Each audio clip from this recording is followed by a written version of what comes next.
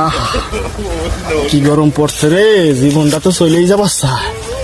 হা হা হা। কি রে ভাগ্নে, তুই ওইরকম করে গায়ে একদম ভিজে গামছা জড়াই তুই রইছ, ঘটনা কি? সমস্যা কি তোর? আরে মামু, যে গরম পড়ছে তাতে আমার বাঁচার আশা নাই।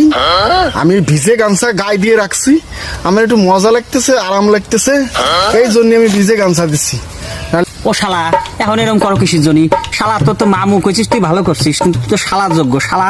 তোরা এখন তোকে মনে থাকে না, শালা গাছ বেচার সময় মনে রাখতে পারিস না। শালা তোকে হাজারবার কইছি বড় গাছগুলো বেচিস না, নাহলে এই তাপমাত্রা এরকম হইতো না।